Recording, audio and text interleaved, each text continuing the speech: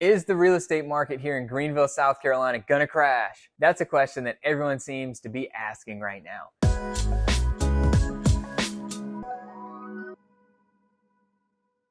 Hi, I'm Evan Whaley. I run the Living in Greenville SC real estate team. Let's go through what's happened with the real estate market in the last few years and just the economy in general. What we found is we had historically low interest rates. The government was doing a lot of things to really help the economy in general and in the real estate market. So interest rates got to some of the lowest numbers that we've ever seen. And what it created was a frenzy of buyers coming to the market, and we simply just did not have enough options. And what happened, just with anything, when there's a high demand and there's not enough supply, prices naturally go up. What we're seeing now is demand is coming back down and supply is still relatively low. Let's go through all the specifics and let's get into that question for you. A couple things that you'll notice, you're seeing that your neighbors are reducing their price to sell their home. Just keep in mind, if we're going back 2015, 2019, this is a normal practice. And just because someone reduced the price that they initially put their house on the market for, the list price doesn't indicate the value. The value of something is based on how much someone is willing to pay for it and how much the bank is willing to loan them that money. And those two things merge together to create what the value is for that piece of property. The other thing that we really need to keep in mind is from 2020 to 2022, we saw a real estate market unlike any other where there were so many hyper-competitive multiple offer situations. What we're finding now is there's more options out there for buyers, there's less buyers in general, and there's more people that are wanting to sell their home and they're competing with each other, which has just brought the market back into more of a balance. So it's not a crashing thing, what we're seeing is more of a balance. But let's dive into some more of the specifics. So what we are seeing is sales are down here in Greenville compared to this point in 2022. We're down 21% for closed sales. So let's look back, 2021 and 2022 were the best years ever in our real estate market. So we're comparing numbers of closed sales to those. But what's actually happening with prices is probably the question that you're asking. Right now in Greenville, depending on if you want to use the median or the average price for homes, we're somewhere between like 2.5% to 5% appreciation. So homes are still very much going up in value. When we look at the housing market, we say, how many people are out there buying a home every month and how many people are out there listing homes and how many of them are left over. And what we see is, let's just use easy math here. If there's 1,000 homes being purchased every month and there's 6,000 homes that are out there on the market, we have 6 months of inventory. We're actually at about 3 months of inventory right now. So we're at a pretty good place. When we look at the quote that the chief economist of NAR, the National Association of Realtors,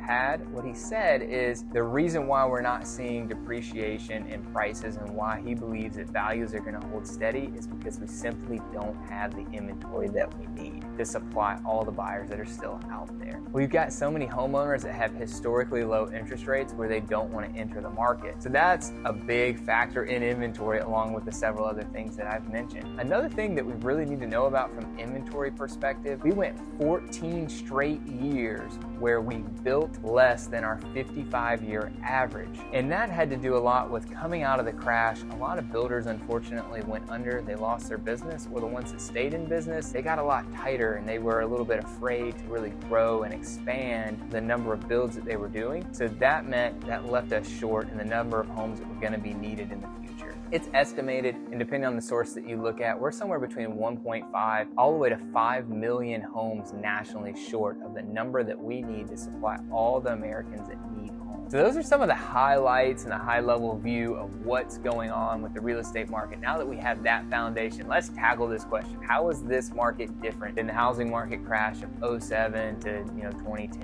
When you look at it from an outsider's perspective, there's a lot of commonalities and why someone might think the market is going to crash, because we saw this really quick appreciation of real estate, and then now we're seeing a little bit of a cooling off, so that makes everyone kind of panic and revert back to thinking that this market is like that one. Here's the big differences though. First, we are still so far below the inventory levels that we had back during the crash. When we look at the inventory levels when the crash happened, it was between 8.5 and 9.5 months of inventory. So there was just an abundance of supply. The next thing that you look at is the equity that homeowners have in their property. The reason that's so important is because if you've got all of this money in your house, you have options. You can do a cash out refinance. You can do a home equity line of credit. The unfortunate thing that happened back in 07 and 08 is because the market just kind of stopped. These people didn't have any equity in their house and they couldn't sell it and make money. They couldn't do a cash out refinance. They couldn't do any of those things. Right now, because of how much appreciation we saw with real estate over the last 5 years, in South Carolina, we saw 71% appreciation in the last 5 years. So if you've owned a home in South Carolina, you've got a huge nest egg and you have options should anything happen. Now let's talk about the foreclosure part of this. Of course, we never want to see anyone go through that. That's a terrible and horrible thing that happens, unfortunately. When we look at the numbers for the last 3 years for foreclosures compared to 2015 through 19, we're 1 million foreclosures behind the numbers that we were then, which is a great thing. That's really awesome that so many other people were able to stay in their home and they didn't have to go through that horrible situation. What that means is that's even less inventory because that's inventory that's typically in the market. And then you have sellers that have these really great interest rates and they're deciding not to put their home on the market right now. So that keeps inventory really low. Even though demand has cooled off, inventory still is at really low levels compared to historic numbers. The last thing to point out as we talk about foreclosures, what we've seen with lending practices is they got a lot stricter after the crash happened, and it totally made sense. Banks went under, so they had to change the way that they performed business. So all that's changed. There's a lot less bad debt out there. There's a lot less foreclosures as we're already seeing. So when we look at the 2008 housing market crash to today, there's some commonalities of where we had some high price appreciation, but all the other factors are very different. It looks like the market is not going to crash